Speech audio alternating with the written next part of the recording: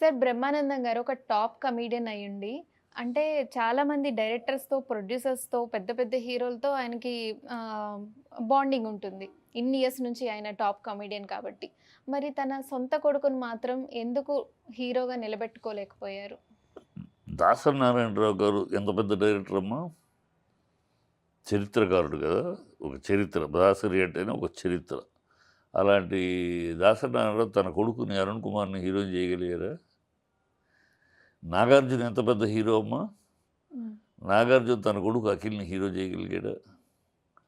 కొన్ని సినిమాలైతే అలా నడుస్తున్నాయి. తెలిసి హీరో సక్సెస్ చేయలేకపోయాడు కదా! సక్సెస్ చేయలేకపోయారు. 'అరవింద్' ఉన్నారు. 'అరవింద్' రెండో కొడుకు. అల్లు అరవింద్ గారు. అల్లు శిరీష్ అల్లు శిరీష్. ఎక్కడున్నాడు?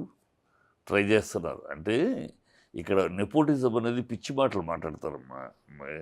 వాళ్ళకి కొడుకు కనుక వాడు అయిపోతాడు, వీళ్ళ కొడుకు కనుక ఏమి ఇండస్ట్రీలో అలా కుదరదమ్మా. ప్రేక్షకుల ఆదరణ దొరికితే ఇండస్ట్రీలో ఆదరణ ఉంటుంది. ప్రేక్షకులు అంగీకరిస్తే ఇక్కడ అంగీకరిస్తారు. ప్రేక్షకులు